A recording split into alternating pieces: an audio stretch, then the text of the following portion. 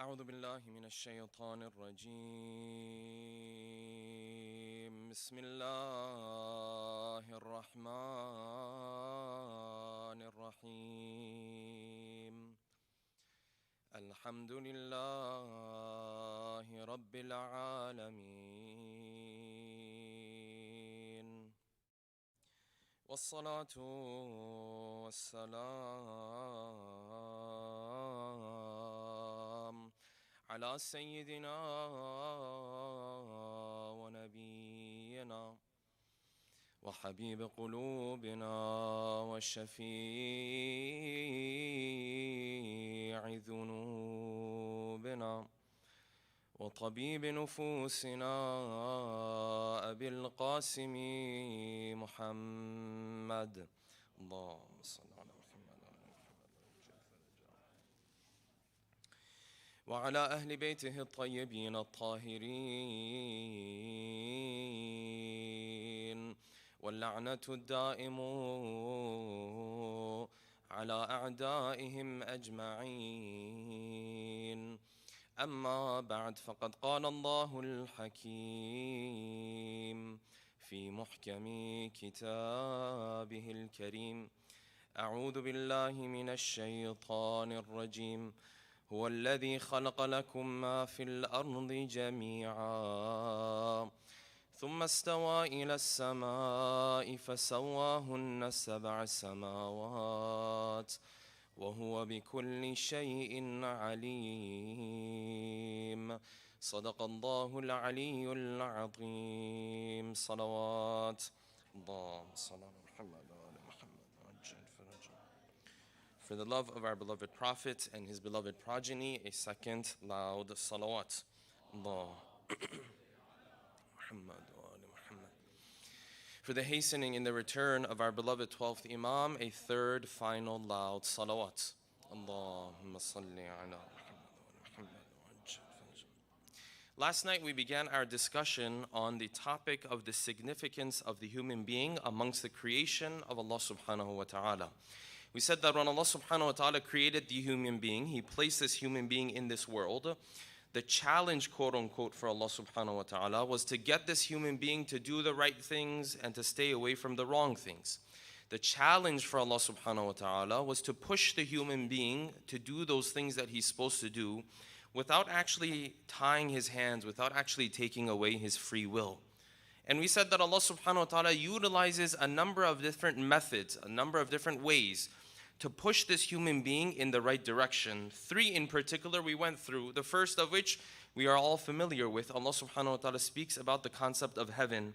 And He speaks about the concept of heaven in a lot of detail. When you look at the verses of the Quran, it is not a topic that He just glosses over, just alludes to. No, in fact, He goes into quite a bit of detail. And so He pushes the human being, encourages the human being that if you are to take the right steps, if you are to grow, if you are to reach your perfection, heaven can be your place. Heaven can be a place of residence for you. And what better place than heaven? لَهُمْ مَا يَشَاءُونَ فِيهَا وَلَدَيْنَا مَزِيدٌ. You get to choose what you want in there. And whatever comes to your mind is granted to you, and so on and so forth. The Quran goes on and on about this. The second method that Allah subhanahu wa ta'ala uses and employs is the idea of hellfire.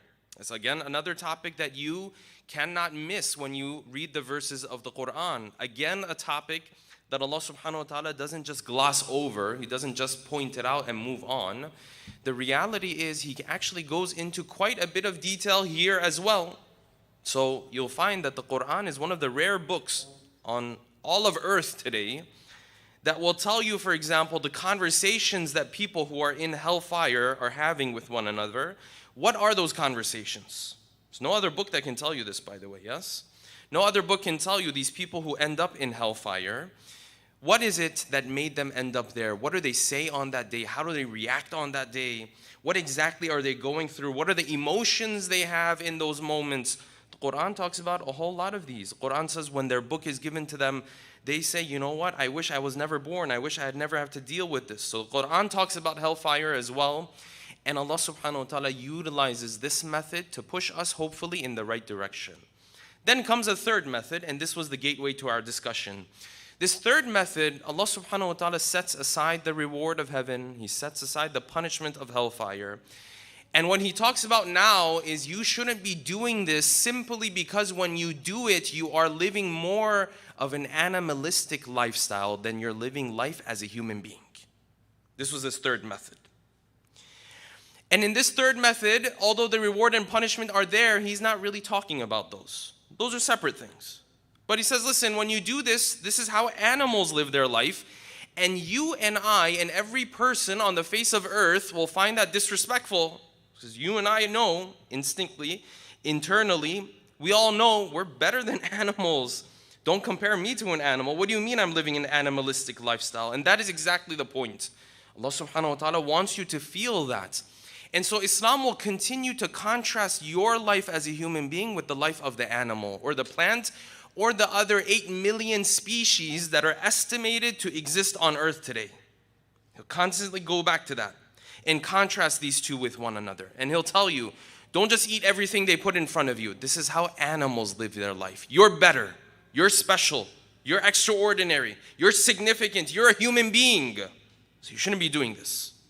Don't be the type of person who just goes through life with the flow. He never uses his intellect. He never thinks. His life doesn't have meaning. It doesn't have purpose. He says, "Ulaika kal an'am." Those people are like the cattle. They're living animalistic lifestyles.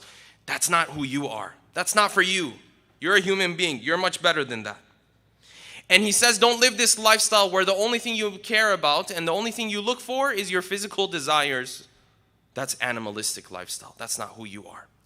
And so this contrast happens continuously, so much so that you will find that Quran and Hadith will talk about this idea that there are people living life on earth today that though they appear as human beings, in reality it is an animal that has the appearance of a human being. This is exactly what we discussed with the story of Imam al-Baqir and his companion Abu Basir, in which he saw through the vision of the fifth Imam that many of those who had come to take part in this act of worship, they were not presenting themselves as human beings. They were presenting with the appearance of animals, na'udhu billah, God forbid. Yes? And the Quran goes even a step further and even step forward and tells us, you know what, there are those who live such an animalistic lifestyle even in this world, before they are resurrected in the next world as animals. In this world, Allah subhanahu wa ta'ala turns them into an animal. And this is a concept that if we found in one hadith here or another hadith there, we might have been hesitant about it. But the Quran talks about this. The Quran literally says that there were people, we told them, قُلْنَا لَهُمْ كُونُوا قِرَدَةً خَاسِئِينَ. You're going to become monkeys. And there were other ones that we told them they were going to become khanazir. The Quran talks about this. So the Quran is constantly telling us that you and I as human beings have a higher level. Don't come down to this animalistic level of life. This is where we ended our discussion yesterday. And tonight, inshallah, we'll continue with this discussion. And in order to do so, we'll pose the following questions. Number one, out of the 8 million species that are estimated to exist on earth today, what was it that Allah subhanahu wa ta'ala said when He created the human being that He didn't say when He created any of these 8 million other species on earth? Number two, when Allah subhanahu wa ta'ala wanted to create the first human being, what was the famous objection of the angels? And how did Allah subhanahu wa ta'ala end up in the long run responding to their worry and to their concern? Number three, what makes the human being so significant amongst the millions and millions of other species that live on earth, that are just as complex as this human being? Number four, which verse or verses of the Quran are there that speak of the whole universe being created for you and I?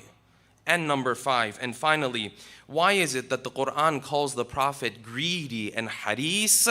And why did it bring so much pain and sadness to the heart of the Prophet when someone turned away from his message? Tonight, inshallah, we'll delve into these 5 questions with a loud salawat ala Muhammadin wa ali Muhammad.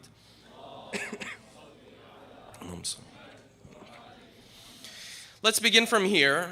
Why is it that this human being is so special? If you look on earth today, scientists will tell you, these are estimates, these are not, very precise numbers. They'll tell you on earth today, there are 8, almost 9 million species. Interestingly enough, out of these 9 million species, only about 1.5 million of them have we been able to identify. This is not the main point of our talk, but it's just a point on the side.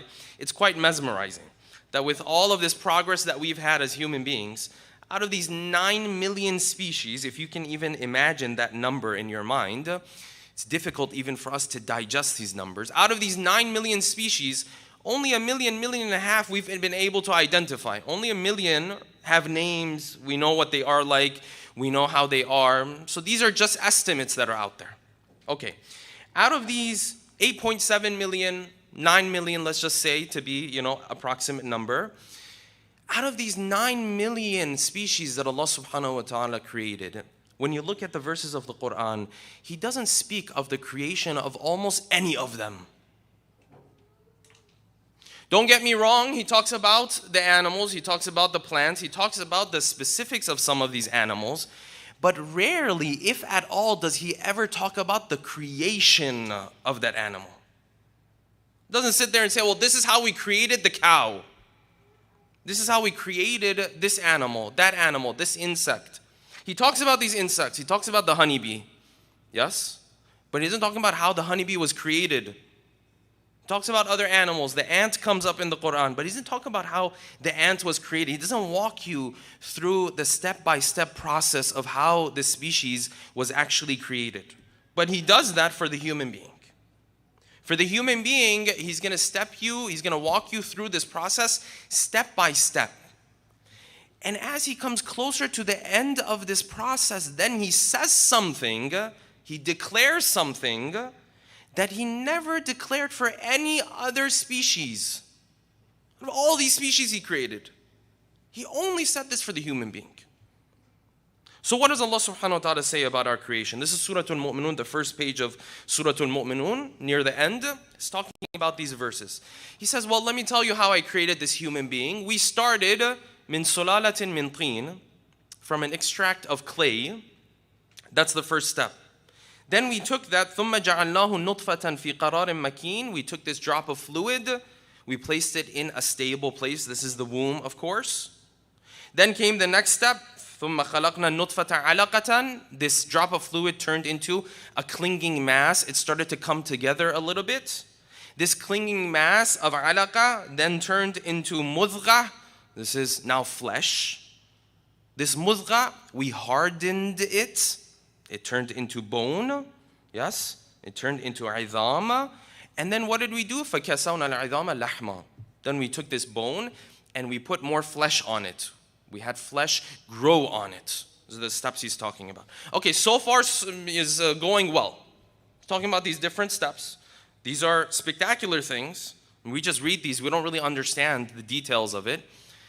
But then he says something else. Up to this point is all physical changes, yes? He was this much, and then he gets a little bit stronger, it's a little bit harder, then flesh, then all of this. Then something happens. It's almost as if God kind of skips over it. It's almost as if He doesn't even want to go into detail here. He says, ثُمَّ أَنْشَأْنَاهُ خَلْقًا آخَرَ. Then we created him with some other form of creation. Wait a second, I thought we were going through this step by step. I thought you were supposed to tell us how the human being is created, yes? I thought you were supposed to tell us all the ingredients and everything. He says, no, this step is different. This step, all I can tell you, خَلْقًا آخَرَ. ثُمَّ أَنْشَأْنَاهُ خَلْقًا آخَرَ.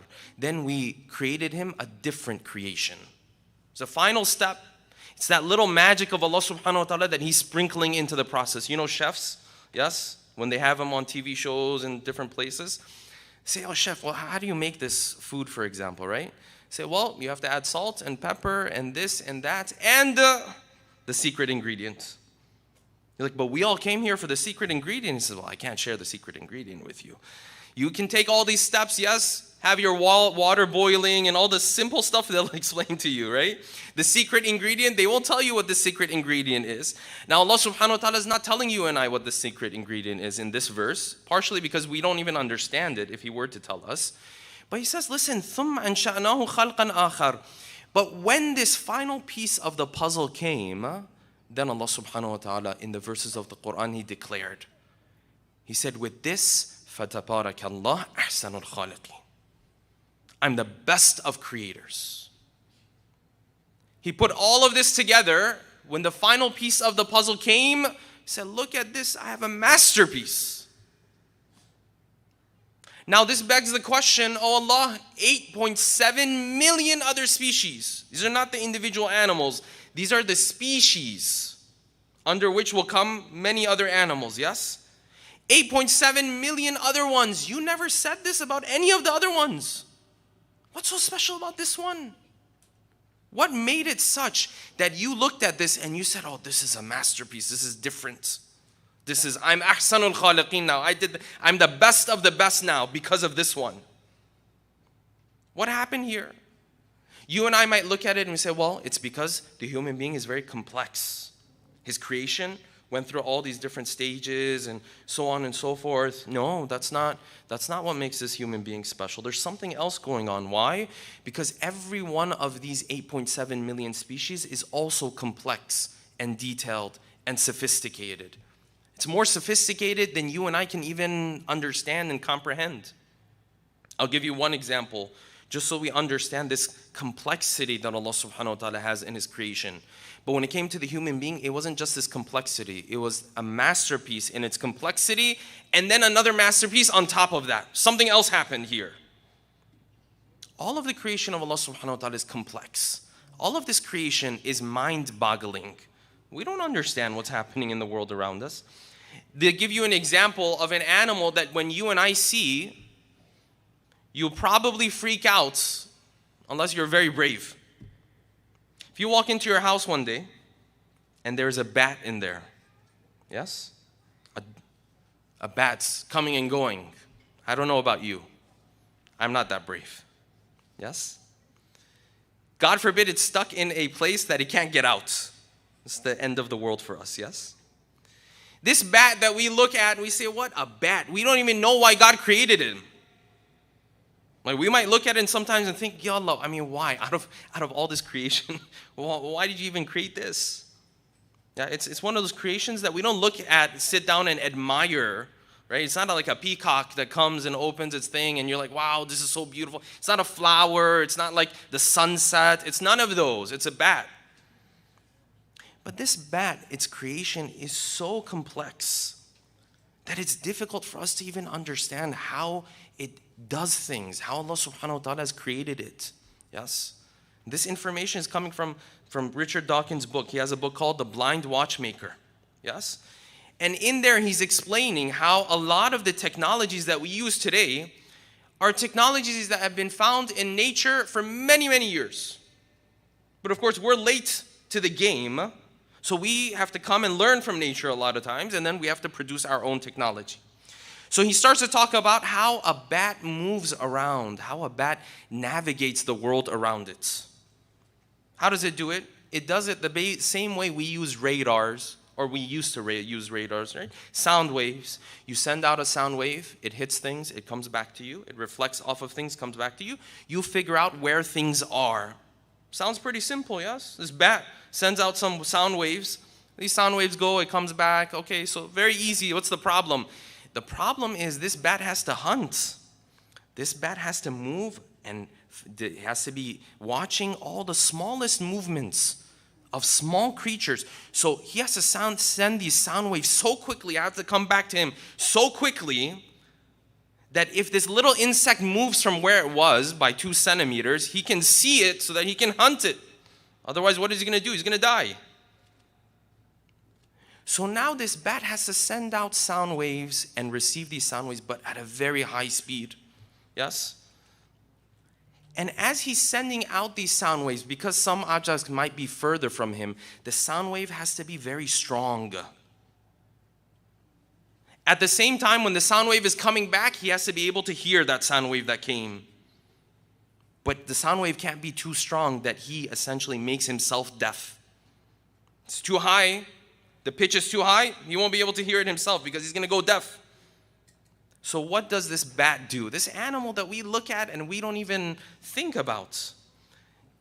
up to 200 times per second.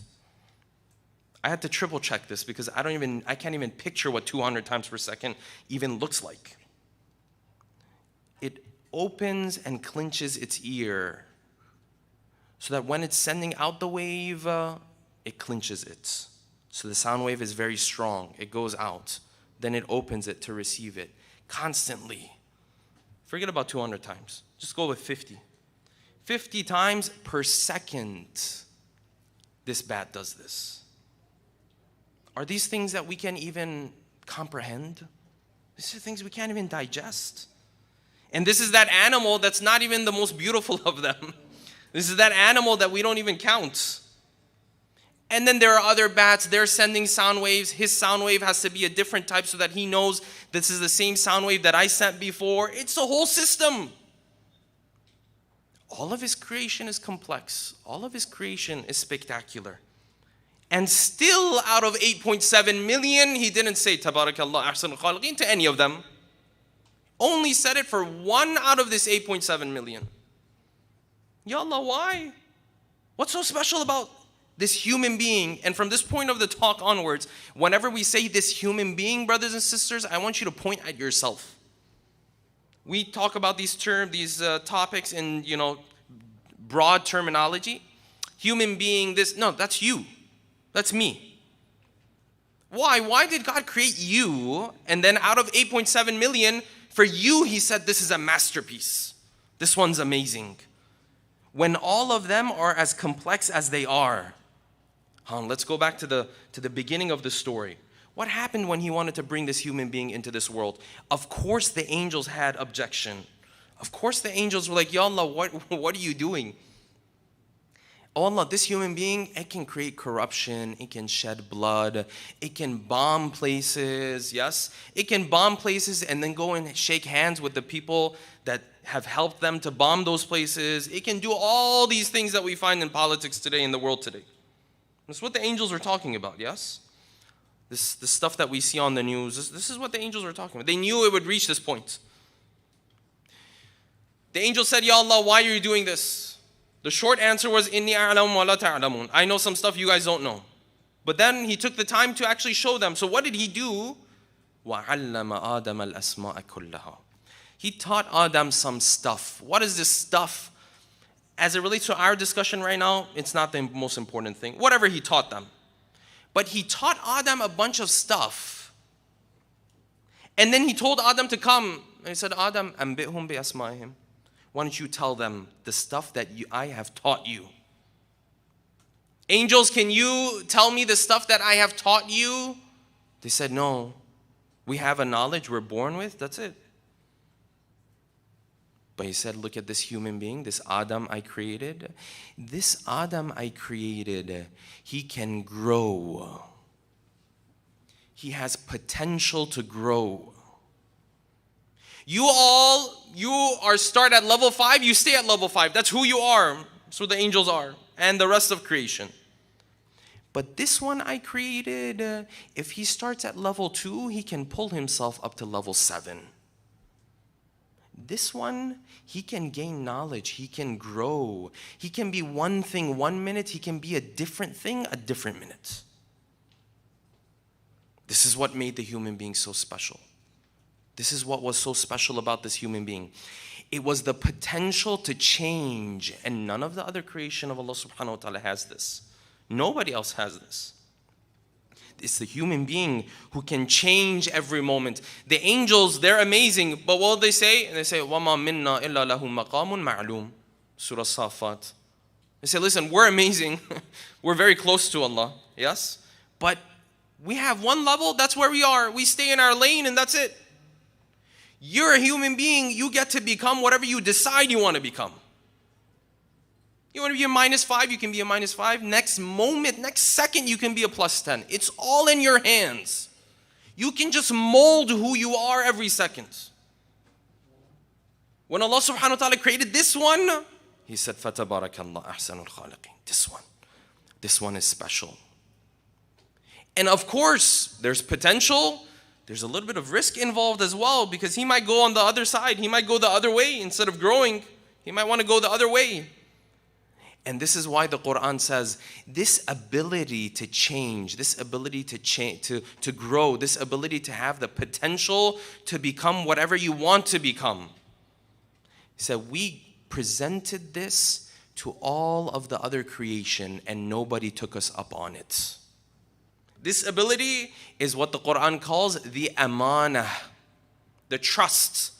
That thing that we entrusted the human being with. We gave it to him. The Quran says we presented this amana to every other creation. No one was willing to take it. Everyone was like, no, we don't want that. He says, this is Surah Al-Ahzab verse 72. He says, إِنَّا عَرَضْنَا الْأَمَانَةَ عَلَى السَّمَاوَاتِ وَالْأَرْضِ.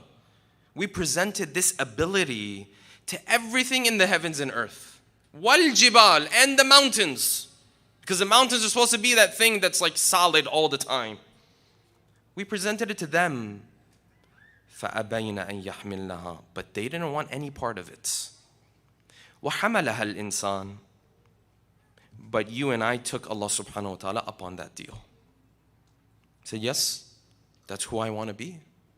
I want to have that ability. That I can grow.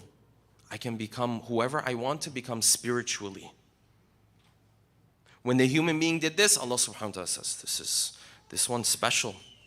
He has a potential nobody else has. Yes, all of them are beautiful, all of them are complex, all of them are all of this, all of that. None of them have this though. This potential that the human being has makes him so special amongst the creation of Allah subhanahu wa ta'ala. And then Allah subhanahu wa ta'ala continues to go a little bit further in this discussion. So he created this human being. He said, this is an absolute masterpiece. He's talking about you, by the way. He's saying you're a masterpiece. And then he didn't stop there. He said, you know what? I'm going to prefer this creation of mine over everybody else. وَلَقَدْ كَرَّمْنَا بَنِي آدَمَ. We're going to honor Bani Adam. وَحَمَلْنَاهُمْ فِي الْبَرِّ وَالْبَحْرِ. And we will carry this human being in the land and in the bodies of water. وَرَزَقْنَاهُمْ مِنَ الطَّيِّبَاتِ. وَفَضَّلْنَاهُمْ عَلَى كَثِيرٍ مِّمَّنْ خَلَقْنَا تَفْضِيلًا. This one is special for us. We're going to give preference to him over all of the other things we've created on earth. If you don't feel special already, then what's going to make you feel special in this world? You're significant. You're extraordinary. This is the last step. Then Allah subhanahu wa ta'ala said, you know what? I'm not going to stop there. This one is so special for me. Let me put it this way. In some ways, you and I are God's favorites. We use the word favorite. It has a negative connotation to it, yes? Because we choose favorites based on personal whim. Someone's hair looks like this, or they have some appearance like, yeah, this guy's my favorite. That's because it's on personal whim. It has no value, yes? But Imam Hussein is God's favorite. Because of a reason. Because of merit. You and I are God's favorites. Not just because of some weird reason. No, because of merit. There's reasoning behind it. He didn't stop there. Then he said what he said in Surah Al-Baqarah, verse 29. He said, هُوَ الَّذِي خَلَقَ لَكُم مَّا فِي الْأَرْضِ جَمِيعًا. He's the one who created everything on earth for you. Let that sink in. If a human being understands these statements of the Quran, the way he looks at life is completely different now. He's basically saying that 8.7 million you were talking about before, and you were just trying to figure out how you're different from them and all of that. Not only are you different, not only are you the best one, in fact, I created those other 8.7 million for you. You know all those creatures that you don't even know their names? You know all those creatures that you haven't even been able to identify yet? You know all those creatures that you can barely even count? I created all of that for you. That's how special you are. If this was something we read in hadith or here or there, we might have been hesitant about it, yes? But this is word by word what the Quran is saying. I created all of that 8.7 million for you. You're not just a part of the puzzle of creation, brothers and sisters. We're not. That's not the role we play. We were the reason why this whole puzzle was put together. You're not just a part of the story of this world.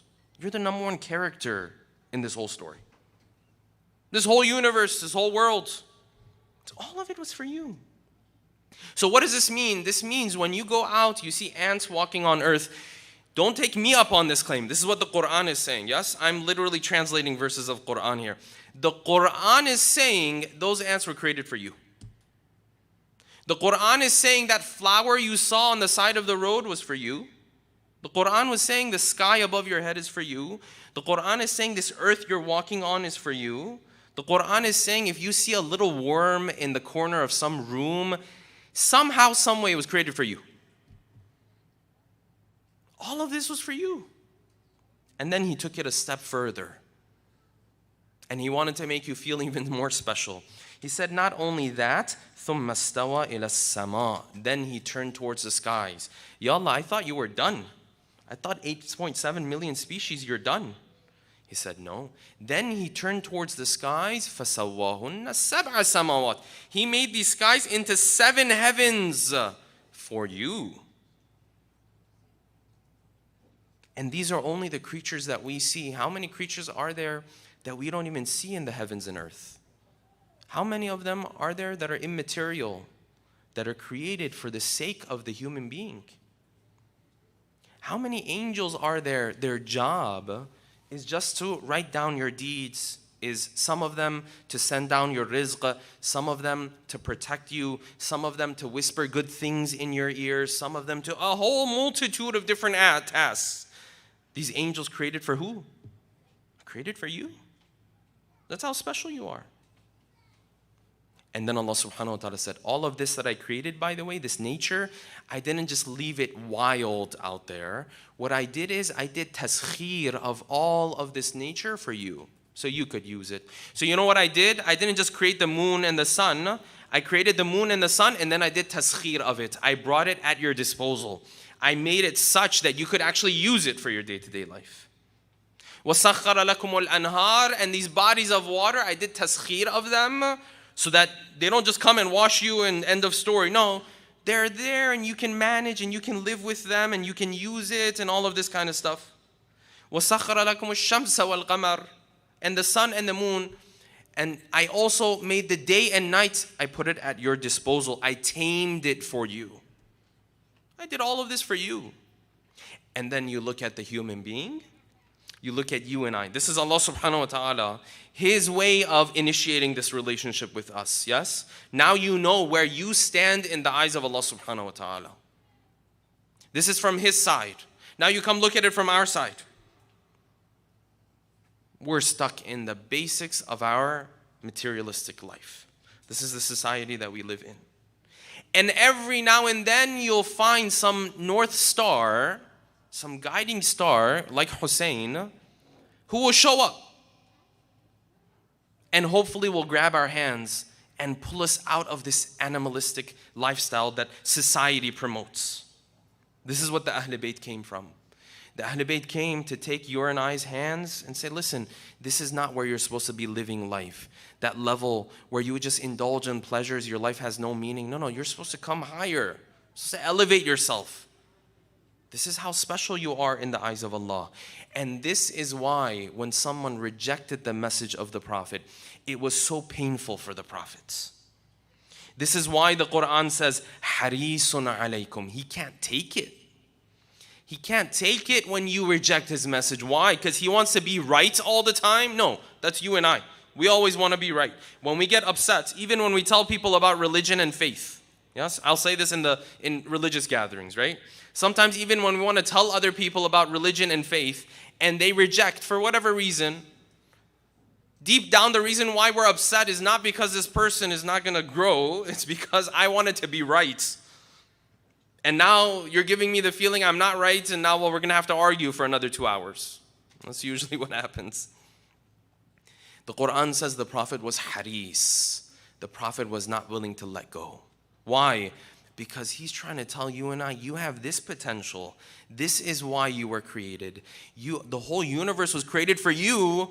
And here you are, your arrogance doesn't allow you to accept the truth that Allah subhanahu wa ta'ala has sent to you and I. This is why the Quran says, Taha, ma anzalna alayka al-Qur'ana litashqa. Ya Rasulullah, take it easy. We didn't do this so that you would give up your life just to try to get these guys on the right path. فَلَعَلَّكَ بَاخِعٌ نَفْسَكَ. You're almost killing yourself. عَلَىٰ آثَارِهِمْ إِن لَمْ يُؤْمِنُوا بِهَذَا الْحَدِيثِ أَسَفًا. You feel like this is such an unfortunate situation. Can you blame the Prophet though? If Allah created the whole earth for you and the 7 heavens for you, and then you lived life and I lived life and I never even realized my potential, would you blame the Prophet if he died out of how unfortunate this situation is? You can't blame the prophets. He understands the reality of the matter. You and I just have to catch up with our beloved Prophet. With that, inshallah, we will bring tonight's talk to an end. Let us take a moment to recite Surah Al-Fatiha for all of our marhumin and marhumat, especially the marhumin and marhumat of those who are present tonight, those who are watching online, with a loud salawat ala Muhammadin wa ali Muhammad. Allahumma salli ala Muhammad.